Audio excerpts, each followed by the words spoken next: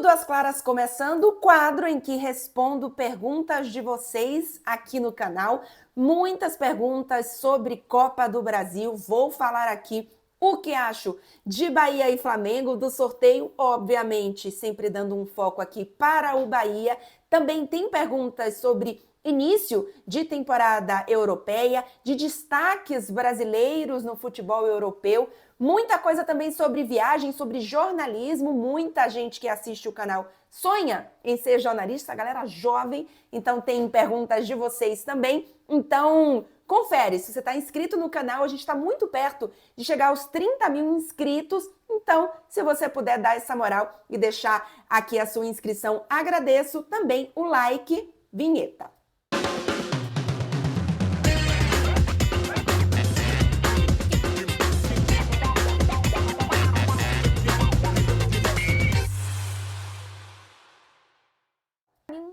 Muito bem, eu vou começar pelo Bahia, já que muita gente que segue aqui, que está inscrito aqui no canal, gosta muito desse conteúdo, mas eu vou pedir para você que é tricolor e que quer ajudar uma tricolor, que você continue aqui no canal, não só neste vídeo, mas também assistindo aos outros vídeos, aos outros conteúdos aqui do canal. Vamos começar então com várias perguntas sobre Bahia e Flamengo. O caso aqui do Valdir, Teodora, Souza. O Bahia passa pelo Flamengo? Pergunta também parecida do Pedro Gabriel, GP3, que já quer saber se eu acho que vai ter lei do ex do Everton contra o Flamengo. Eu espero que sim, não é mesmo? A lei do ex, ela é implacável. Ela vai acontecer. A minha dúvida é se será suficiente para o Bahia passar. Vamos lá. É um confronto bem complicado. Entre talvez as opções, o Atlético Mineiro seria talvez mais complicado do que o Flamengo. Enfim, tem uma irregularidade aí também. Mas é um confronto difícil. Para mim, neste momento, talvez a melhor equipe seja, pensando em futebol brasileiro, tenha sido justamente o Botafogo, que o Bahia venceu no Campeonato Brasileiro, mas o Flamengo é um adversário complicado. Eu entendo que é um Bahia que já bate de frente com os grandes times do futebol brasileiro. A gente viu, por exemplo, o jogo de Campeonato Brasileiro entre Bahia e Flamengo nessa temporada, que o Bahia fez uma boa partida. Eu acho que em alguns momentos foi até superior do que o Flamengo, alternou, não acho que o Bahia foi superior durante todo o jogo, mas eu acho que teve momentos de superioridade, mas faltou definir, faltou, de fato, a qualidade ali na finalização. Acho até que o Bahia agora tem algumas opções talvez mais interessantes para isso acontecer.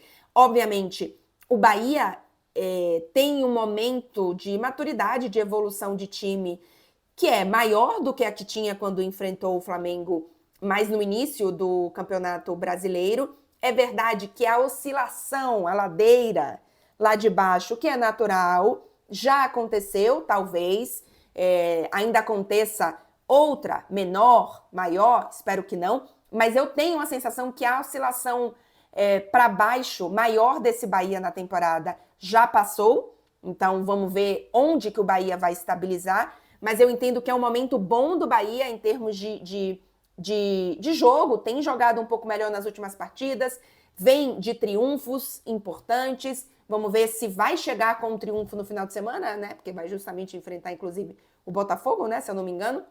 É o Botafogo no final de semana, né? Que é justamente antes do confronto com o Flamengo. O lado bom para esse primeiro jogo é que o Flamengo tem muitos problemas de desfalque, inclusive na sua definição, no seu ataque, no fim da jogada. Então, é um Flamengo que continua tendo qualidade, que continua tendo um bom time, mas que talvez falte finalização, falte colocar a bola para dentro, que foi justamente o que faltou para o Bahia no confronto com o Flamengo no Campeonato Brasileiro. Tem outros problemas de desfalque também. Então, para mim, esse primeiro jogo é o jogo crucial para o Bahia tentar definir classificação, porque joga em casa, vai ter time completo, vai ter time num bom momento, ainda que não faça um resultado contra o Botafogo no final de semana. Eu acho que o momento é muito mais propício para o Bahia para essa primeira partida. A minha questão é que para o segundo jogo, não só o Bahia define fora de casa, e a gente ainda não tem um recorte tão bom de Bahia jogando bem fora de casa ou tendo resultados fora de casa. Se a gente pegar um recorte grande, né, a gente não tem tão bons resultados fora de casa. Então, isso para mim é uma questão. O Flamengo tem uma força grande, enfim, jogando em sua casa. Eu acho que a torcida é importante, então eu acho que tem esse fator. E o segundo fator que a gente precisa entender é como será o retorno de data FIFA, né?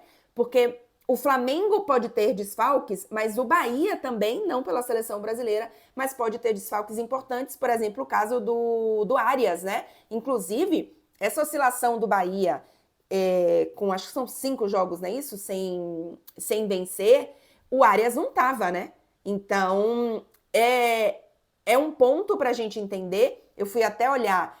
O segundo jogo do Bahia para vocês é na quarta-feira, dia 28, se eu não me engano. Aqui, para mim, ele é às 2h30 da manhã do dia 29. Então, se eu não fiz loucura aí, acho que é isso que acontece. Os 2 jogos... Ah, não, é às 2h40... Desculpa, gente. 29 de agosto para mim, 28 de agosto para vocês, semana que vem. Quarta-feira à noite para vocês, quinta-feira de madrugada para mim, 2h30 da manhã. Tipo, pelo amor de Deus. Os 2 jogos são terríveis de horário para mim. E o jogo de volta é no dia 13 de setembro para mim, que é às 2h45 da manhã. 12 de setembro para vocês, quarta-feira à noite, se eu não tô louca. E a Colômbia joga no dia 10. Então, são 2 dias, né? Então, vamos entender como é que o Bahia vai estar também para esse momento, até porque temos aí, enfim, 20 dias até lá. Então, vamos entender como é que vai estar.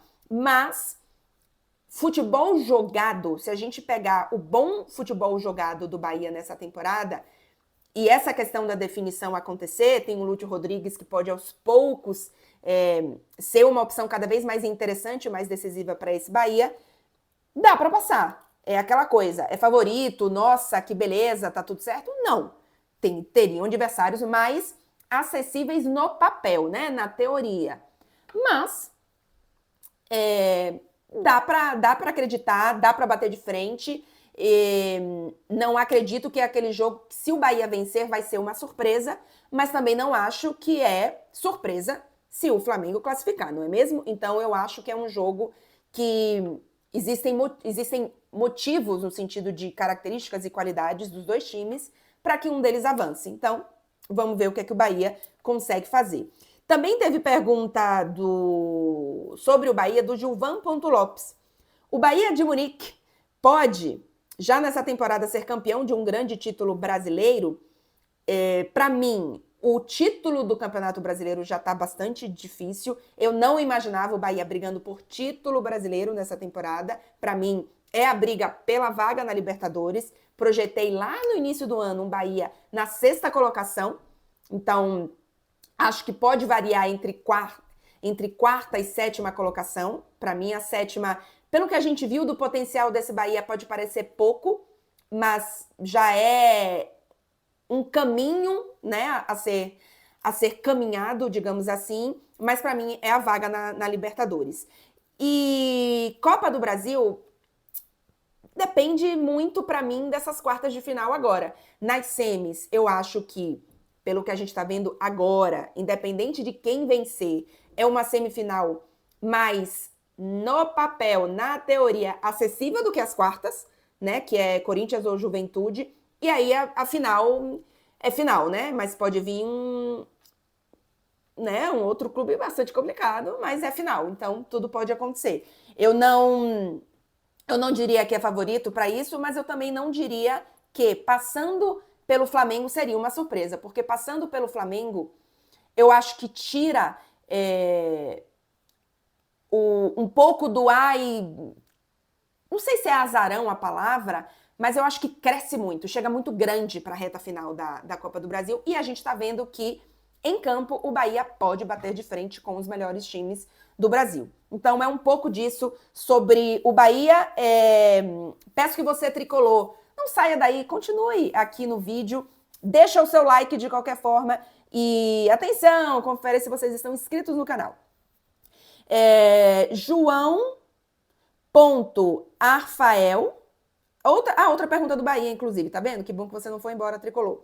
Boa tarde, não vai participar do Dia do Bahia em Manchester, não? João, infelizmente não.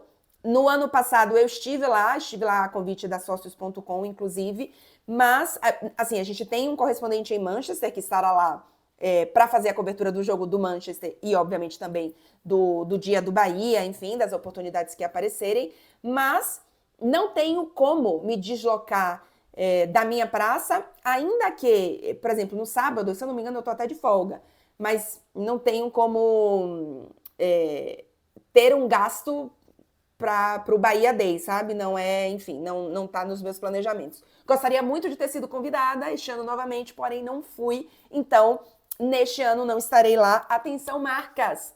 Se vocês quiserem me mandar no ano que vem, estamos aí. Atenção, marcas, se vocês quiserem patrocinar, inclusive, o quadro do Bahia, falando especificamente para as marcas tricolores, para as marcas que são baianas, estamos aí abertos, manda mensagem.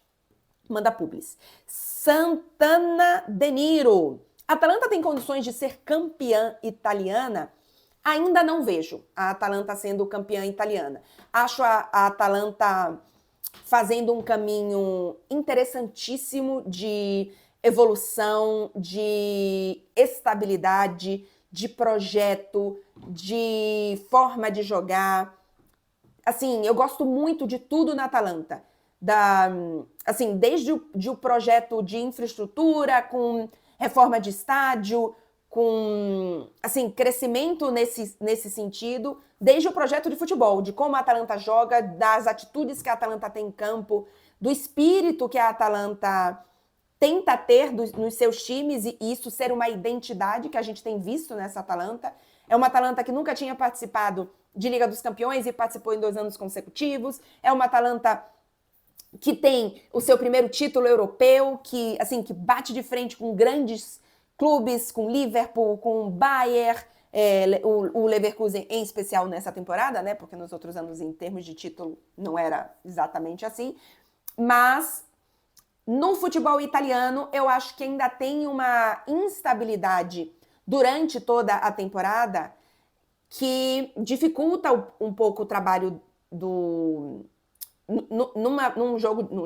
campeonato de pontos corridos. E outra coisa, como a Atalanta ainda é uma equipe que vende muito, que traz muitos jogadores para o holofote, é um time que tem mudado muito ano após ano, que perde jogadores muito importantes ano após ano. Ou de um ano para o outro, na verdade. E é engraçado que esse ano, agora nessa janela, o diretor esportivo da Atalanta falava que eles querem mudar um pouco esse perfil. Eles querem parar de vender os jogadores que se destacam. Isso está acontecendo nessa janela. A Atalanta está dificultando um pouco mais o caminho dos jogadores que querem sair. Antes a Atalanta era um clube que, se você quer sair, beleza, vamos negociar. Agora se você quer sair, peraí, vamos entender. Você precisa sair nesse ano realmente? Será que você não pode dar uma continuidade aqui maior? Enfim, já tem um pensamento diferente, que eu acho que é uma evolução da mudança de prateleira que a Atalanta já fez, e eu acho que ela ainda vai fazer um pouco mais. Então, o campeonato italiano, eu acho que ainda está na briga ali por Internazionale. Vamos ver o que essa Juventus pode aprontar. O Milan, tenho muitas dúvidas com o Fonseca. Enfim, vai ter vídeo, inclusive, em breve, com o que esperar dos clubes italianos, os principais, obviamente não dá para fazer de todos, no canal, tá? Já tem do PSG, tem inclusive pergunta sobre isso aqui, que é justamente, na verdade, só para lembrar que tem vídeo no canal exatamente sobre isso. O I2902S, sempre respondo pergunta sua aqui. Fala, consegue ver potencial de Champions nesse PSG atual? Resposta no vídeo lá no canal. Não vou ficar repetindo tudo aqui, mas tem vídeo de ontem sobre o que esperar do PSG nessa temporada, que fala sobre isso. E o Nério Ramos, para finalizar um pouco essa parte mais Bahia, traz aqui: Bahia passando pelo Flamengo na Copa do Brasil tem maior chances de ser campeão? É o que eu falava, só para trazer aqui essa temática. Eu acho que cresce muito para as semifinais, e aí vamos ver como é que seria uma final, mas eu acho que cresce bastante. Wilton Olive Júnior. Roteiro para lua de mel na Itália. 10 dias. Cidades obrigatórias, mas com foco nas românticas. O Wilton, tem um pouco de o que é romântica para você, o que é romântica para outra pessoa. Por exemplo, no imaginário, Veneza é uma cidade muito romântica e é linda e tal, mas é uma cidade lotada. Então, assim, não é uma cidade que você fica tranquilo, que você vai passear tranquilo. É linda? É, mas é lotada. Eu, Clara Albuquerque, prefiro uma cidade menor e mais aconchegante para ser romântico do que uma cidade como Veneza. Mas talvez pelo imaginário, pelo que realmente é linda, talvez Veneza faça mais sentido para você. Em 10 dias, eu faria 4 dias Roma, ou 3 dias e meio, pelo menos, assim, se é talvez a sua primeira viagem para a Itália. Aí eu faria Florença, 2 dias em Florença, já estamos em 7. Eu faria um dia, eu alugaria um carro e faria algo de Toscana, aí sim. Caramba, não, eu faria um dia e meio aqui em Florença, 2 no máximo. De noite já iria para alguma cidade na Toscana, e aí passaria aqui 2 dias, mais um dia e meio em alguma cidade da Toscana, por exemplo, pode ser San Gimignano, pode ser Pisa, Pisa é bem, bem, bem legal. E eu colocaria Bolonha também. Bolonha, para mim, é uma das cidades mais, assim, menosprezadas da Itália, mas é uma cidade linda, é uma cidade pequena, é uma cidade com comida maravilhosa. Eu acho uma cidade romântica, porque para mim, comida, jantares, sabe? Assim, o clima, para mim, é. E outras sugestões aí, a depender do que você pensar. Se Veneza for muito, assim, para você, colocaria aí Veneza no lugar de Bolonha. Ou uma outra cidade que também é bem romântica é Verona, a cidade de Romeu e Julieta. É uma cidade menorzinha, é uma cidade que tem um anfiteatro que se eu não me engano, é o anfiteatro mais bem conservado, tipo um Coliseu, né? Só que menorzinho. Não sei se da Europa, tá? Mas da Itália acho que é. Hoje, inclusive, ainda existem espetáculos na Arena de Verona, então, a depender de quando você for, você pode olhar se tem algum espetáculo. Tem óperas, shows assim, realmente assistir um show, uma ópera, uma peça de teatro no Coliseu, só que pequenininho. Então, recomendo também. Então, acho que com essas cidades aí você consegue. E são todas, assim, eu não fui muito pro sul, tá?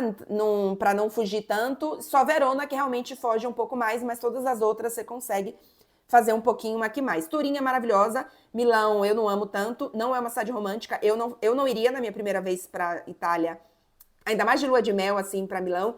E Turim é linda, mas eu entendo que as outras têm uma coisinha assim para você conhecer e não para você viver, que talvez esteja acima. Leonardo Paiva 11. Qual o seu maior ídolo no futebol? Leonardo, eu não tenho um grande ídolo no futebol. Eu não gosto da ideia de ídolos. Eu nunca tive isso, assim, mesmo desde pequena, sabe?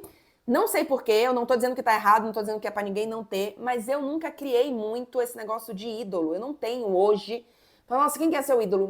Não tenho. Eu tenho algumas pessoas que eu admiro, tem pessoas que eu consigo tirar aprendizados e admirar a trajetória, mas não tenho, assim, grandes ídolos. Eu vou te falar que no futebol, o primeiro jogador, assim, que eu admirei com um pouco mais de caramba, olha que gol maravilhoso, foi Juninho Pernambucano.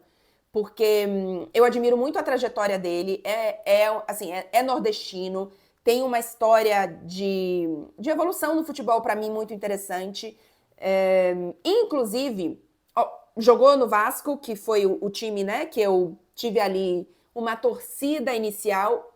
Amanhã, sexta-feira, sai vídeo no canal contando essa história sobre me descobrir torcedora do Bahia, mesmo tendo achado que era torcedora do Vasco antes.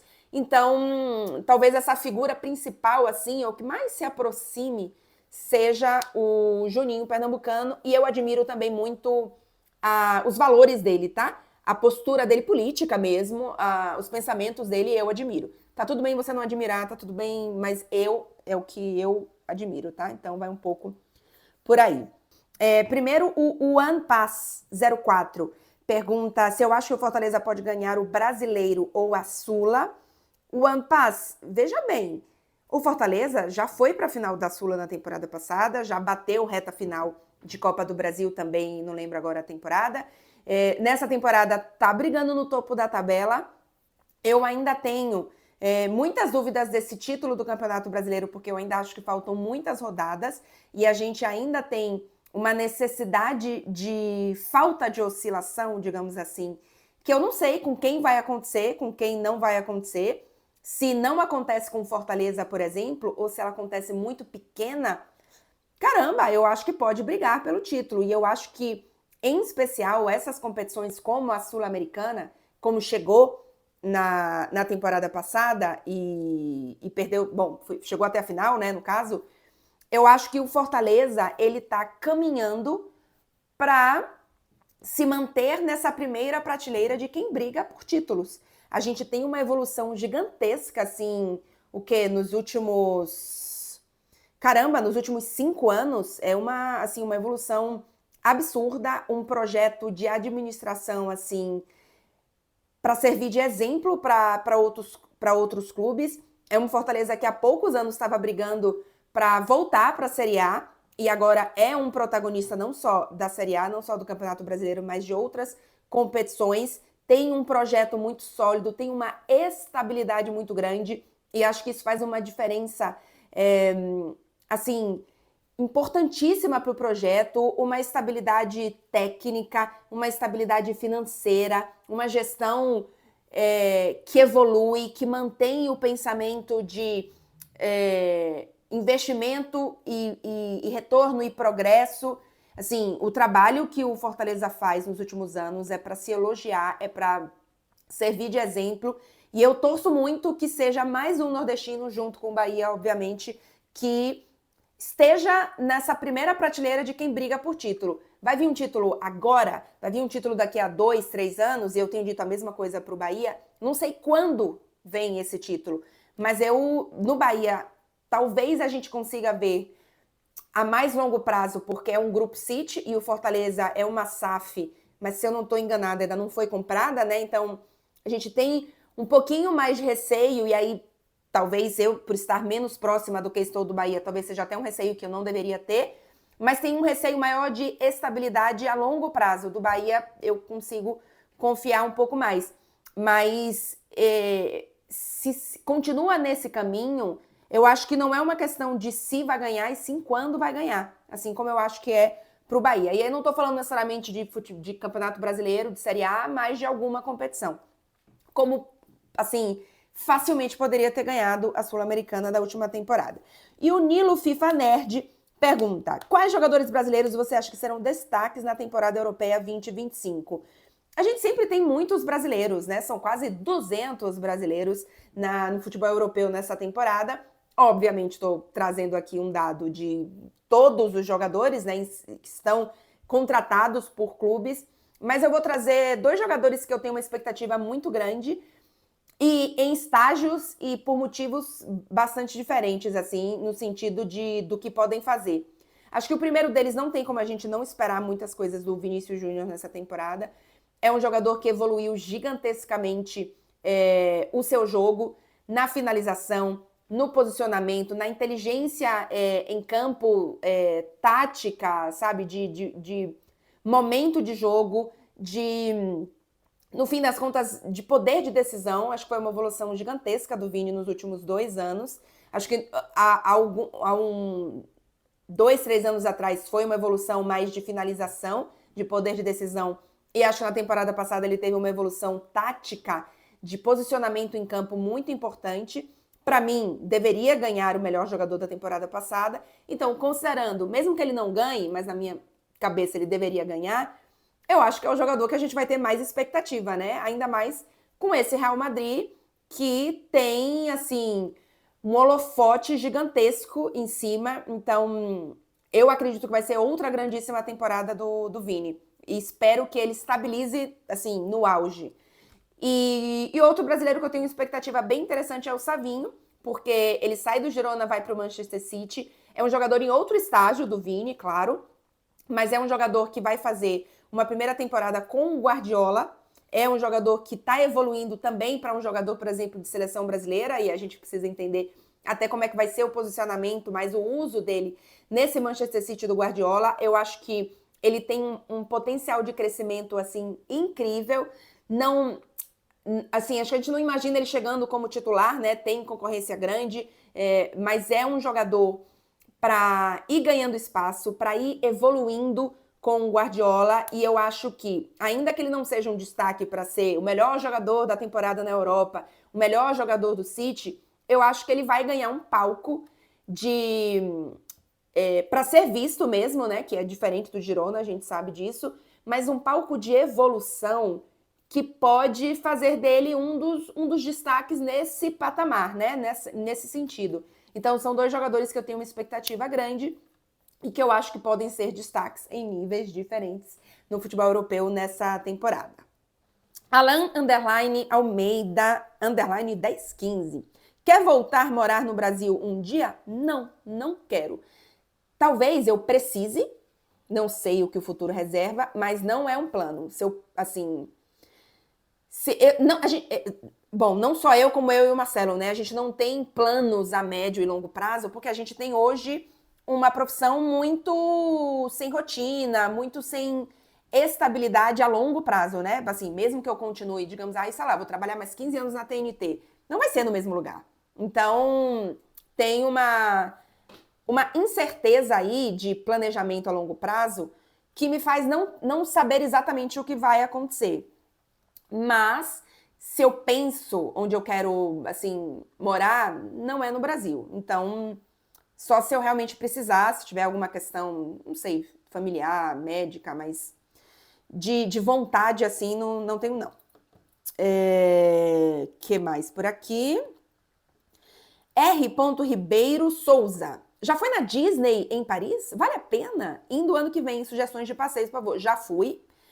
Se você tem 3 dias em Paris, não vale a pena. Se você tem 5 dias em Paris e gosta muito, vale a pena. Não sei também se tem uma criança envolvida no meio. Se tem criança envolvida no meio, aí eu já acho diferente, eu acho que deve valer a pena. Eu não tenho criança, mas eu acho que tendo criança, deve valer a pena. Mas, sendo pelo menos 5 dias em Paris e você gostando, eu acho que sim. Eu adorei, tá? Eu não sou louca da Disney, não é a coisa, nossa, amo Disney. Mas eu gosto de parque, assim, eu gosto da parte lúdica, eu também gosto dos brinquedos mais radicais. Dá pra você fazer se não tiver com criança. Se tiver com criança, eu não recomendo tanto, apesar de eu nunca ter feito nada, não ter ido na Disney com criança. Fazer 2 parques é muito corrido.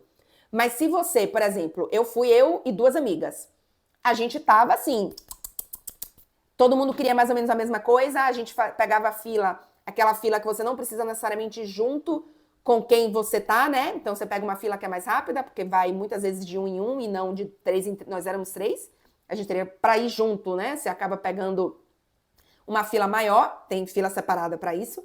Então, pra gente funcionou, a gente fez tudo que a gente queria fazer, a gente chegou lá, sei lá, 9 da manhã eu acho, saiu de lá mais de meia-noite, porque tem fogos no fim do dia, enfim. Então, assim, a gente fez tudo que a gente queria fazer, a gente comeu qualquer coisa que a gente queria, então eu adorei.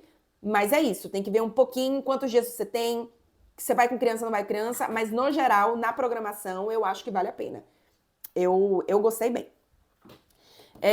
Sandrinho Ribeiro, ponto 2. Salve, Clarinha. Queria saber o que você acha do David Neres no Napoli. Vai dar certo? O Napoli vai dar certo? Essa é a grande questão. O Napoli do Antônio Conte é um Napoli que a gente tem muita expectativa. Ainda provavelmente vou fazer vídeo também do que esperar desse Napoli, mas falando especificamente do David Neres. Eu acho que ele chega num clube que no último ano teve uma instabilidade gigantesca e que trouxe um técnico que é muito bom, mas que é um técnico que não traz calmaria, né? Então eu tenho um pouco de receio do ambiente que o David Neres vai encontrar. Pensando em futebol, eu acho que ele tem condição de brigar por titularidade. Se a gente pensar no esquema do Napoli, o Kvaratskhelia na esquerda, aí, enfim, a situação 12 e meia a gente não sabe o que vai acontecer. mas talvez o Simeone como centroavante, e aí um ponta direita que vinha sendo o Politano, eu acho que o David Neres pode brigar de posição com o Politano. Na temporada passada, eu fui até olhar, o Politano tem mais gols do que o David Neres, acho que são 9 gols e o David Neres tem 5, mas o Politano era titular. E o David Neres, se eu não me engano, tem 10 assistências e o Politano tem 8. Então não são números tão diferentes se você considerar que o Politano era titular. Então eu acho que ele pode brigar, eu acho que funciona a forma como ele joga com a forma como a torcida quer ver o time jogar, mas eu tenho um pouco de medo da instabilidade do ambiente. Então talvez isso não ajude, não só o David Neres, tá? Em geral, qualquer jogador do Napoli. Então vamos ver como é que vai ser essa temporada. O ex-374388 pergunta justamente quando eu voltei a ser Bahia, sendo que eu era vascaína. Esse vídeo já está gravado, será amanhã, sexta, no canal aqui. Eu conto pra vocês como eu descobri que eu era torcedora do Bahia. Laura SZX_BR. O que mais gosta de fazer em Barcelona? Em geral, especialmente quando não é verão aqui em Paris, eu gosto muito de andar em Barcelona, porque é uma cidade que tem um clima muito bom. Então, mesmo nas meias estações ou até mesmo no inverno, você consegue caminhar pela cidade, especialmente por conta da chuva. Não tem chuva, como tem, por exemplo, aqui em Paris. Então, é uma cidade muito gostosa de você caminhar, porque é uma cidade muito colorida, é uma cidade muito aberta, sabe? Tem o mar, então para mim isso faz toda a diferença. Então, em Barcelona eu gosto muito de fazer passeios diurnos. Por exemplo, ir tomar um cava, que é o espumante da região, com croqueta, sabe? Numa área aberta. O Marcelo gosta muito de correr, e aí eu vou caminhar, porque eu gosto mais de caminhar enquanto ele corre na orla. Acho que é isso. E a gente gosta muito de sair para jantar. Acho que é um pouco por aí. Rai Barbosa 01. Faço faculdade de jornalismo. Quais dicas você poderia me dar em relação à faculdade para ser um bom jornalista? Primeira coisa é aproveite tudo que você pode de fato das matérias. Eu acho que é muito difícil a gente, na juventude, quando a gente entra na faculdade com 18, 19 anos, a gente entender o quanto que aquela teoria realmente, assim, pode fazer uma diferença. A gente acaba muitas vezes levando a faculdade, assim, sem aproveitar tanto o conhecimento que a gente pode pegar e sim aproveitar, assim, pegando o conhecimento o que basta, sabe? E não, você pode aproveitar um pouco mais, assim, de conhecimento mesmo. Mas o que eu diria é de participar de muitas coisas. Porque talvez aquele seminário não seja de um assunto que você se interessa tanto. Talvez aquela palestra, talvez aquele círculo de não sei o quê, talvez aquele workshop não seja... O conteúdo ali nem te acrescente tanto. Mas no jornalismo e em comunicação em geral, eu acho, networking, você conhecer muita gente é muito importante. Então, quanto mais pessoas você puder conhecer, melhor. Se arranjar estágio, melhor ainda. Quanto mais fácil, quanto mais gente você conhecer, acho que é mais fácil de você arranjar um estágio, principalmente se você não tiver já pessoas na área, né, que já trabalhem com jornalismo, um tio, um pai, uma tia, enfim. Você vai precisar de pessoas para conseguir, além, claro, de currículo, de correr atrás, etc. Então, a minha dica na faculdade é essa, de você participar de tudo que você puder para conhecer o máximo de pessoas que você puder. Que mais que temos por aqui? Ian.Ribeiro 12. Meu sonho é conhecer a Toscana. É realmente muito legal ou é só uma visão romantizada? Não, pra mim é muito legal, Ian. Eu falei aqui, por exemplo, eu acho que Veneza é uma visão romantizada de uma cidade romântica, porque é uma cidade muito cheia. É uma cidade que muitas vezes, se ela estiver alagada, cara, não tem nada de romântico ficar andando numa cidade com um saco de plástico até a cintura para conhecer uma praça com um monte de gente. Desculpa, não acho romântico. A Toscana eu acho que sim, por 2 motivos. Primeiro, são cidades que mesmo que tenha turistas, são muitas cidades pequenininhas, então você consegue distribuir talvez um pouco mais. São cidades que você pode, em especial a minha dica, alugando carro, parar em locais que são muito bonitos e que naquele momento estão vazios, então você consegue ter momentos mais tranquilos. Para mim, gente, e aí tem um pouco do que é que cada um pensa, né? O que é para mim gostoso no sentido de romântico, assim, né? É de um lugar tranquilo, é de tomar um vinho sem barulho, sabe? É de pedir uma comida gostosa, sem um monte de turista passando o tempo inteiro. Então, eu vejo uma coisa romântica nesse sentido. Então, na Toscana você consegue fazer isso. Porque você consegue ir, por exemplo, fazer degustação de vinhos em locais menores, em locais que você reservou e só vai ter você. Então, eu gosto muito. Eu não acho que é uma visão romantizada, não. VNIZNN pergunta: como você começou nesse ramo de futebol? Influência, curiosidade? Vou ser bem séria para vocês. O meu interesse por futebol, não como trabalho, foi influência de casa, assim. Minha mãe ama futebol, meu pai também gosta muito, meu irmão também, mas meu irmão é 2 anos mais velho do que eu, então na infância ele era influenciado junto comigo. E futebol sempre foi uma coisa muito, pra mim sempre foi muito família,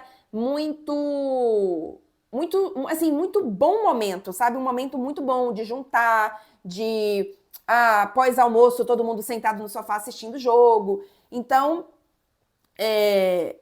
eu sempre gostei muito de futebol, mas eu não sonhava em trabalhar com futebol. Eu acho, inclusive, que na minha época, estamos falando aqui, eu fiz faculdade há 20 anos, a gente não tinha tantas referências femininas, né? A gente não tinha tanta representatividade feminina, por exemplo, na televisão. E eu queria fazer jornalismo porque eu queria, assim, a pessoa que eu tinha como referência era a Glória Maria, que é uma jornalista de cultura, né? Assim, o sonho da minha vida na época era ser apresentadora do Fantástico. Então, o que eu via e o que eu achava que era possível, né? E aí eu colocava o meu sonho nisso, era mais por esse lado. Eu gostava muito de futebol, mas eu não sonhava em ser repórter, eu não sonhava em ser comentarista, não tinha comentarista mulher na televisão, sabe? Então, eu não tinha isso, não existia esse posto lá, essa posição lá, com uma mulher em que eu dissesse, olha, eu também posso fazer isso, eu gostaria de fazer isso. Então, eu não sonhei em trabalhar com futebol. Mas, como eu gostava muito de futebol, eu falava muito de futebol, eu assistia muito futebol, eu convivia com muitas pessoas que gostavam de futebol e que queriam talvez trabalhar com futebol, que já trabalhavam com futebol. O meu projeto final de curso na faculdade foi um livro de futebol, foi um guia de futebol para as mulheres, que naquela época fazia sentido, hoje em dia eu acho que ele não faz nenhum sentido, mas naquela época eu acho que, assim, na minha cabeça, ele iniciava uma conversa, né, sobre por que as mulheres não falam tanto sobre futebol, por que as mulheres não são incluídas no mundo do futebol. As minhas amigas não entendiam de futebol porque elas não tinham nenhuma referência, elas não eram ensinadas, elas não eram estimuladas àquilo. Então, o meu livro foi para isso, e por conta deste livro, eu comecei a receber convites para trabalhar com isso. Inicialmente com uma coluna no Jornal Correio, que era baseada no livro, e aí depois a TV Bahia, que é afiliada da Globo, me chamou para começar a comentar, para ter um quadro, e aí aos poucos eu fui entrando e descobrindo que, caramba, eu gosto muito de trabalhar com futebol. Era algo que eu não tinha pensado. Inclusive, a primeira coisa que eu me apaixonei, assim, mais com futebol foi como comentarista, que foi como eu comecei, assim, com mais regularidade na TV Bahia e depois PFC Sport TV. Enfim, aí depois eu fui para o Rio de Janeiro, porque eu queria crescer um pouco mais nacionalmente mesmo na carreira. E aí apareceu, na época, o Esporte Interativo, onde eu comentava, apresentava, fazia, assim, um pouco de tudo, até 2017, quando a TV queria mais um correspondente.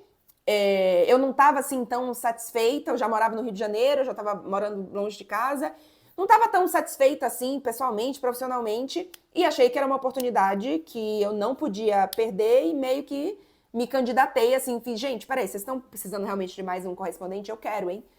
E fazia muito sentido para mim, porque eu gosto muito, não só do futebol, assim, eu gosto muito, eu acho que eu gosto mais de futebol do que de jornalismo em si, mas eu gosto muito de da viagem, da cultura, do intercâmbio cultural, de morar em outros lugares. Então, para mim, eu consegui unir as duas coisas quando eu consegui virar correspondente. E é isso, gente. Passamos aqui dos 30 minutos. Ao longo da temporada, a gente vai vendo se aparecem... Acho que vai ter mais pergunta de futebol. Então, o Tudo às Claras vai ficando um pouquinho maior. Mas, por enquanto, vamos aquecendo. Peço que você não saia deste vídeo sem deixar o like. Comenta também, engaja aqui, ajuda a produtora de conteúdo. O Valeu Demais está sempre disponível para vocês. E confere se você está inscrito no canal para a gente bater a meta de 30 mil inscritos. O quê?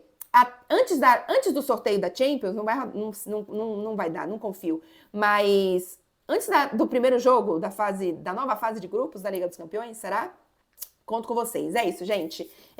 Lembrando que sexta-feira tem vídeo novo, claramente tricolor, em edição especial, contando para vocês como eu descobri que eu era torcedora do Bahia. Até mais, gente!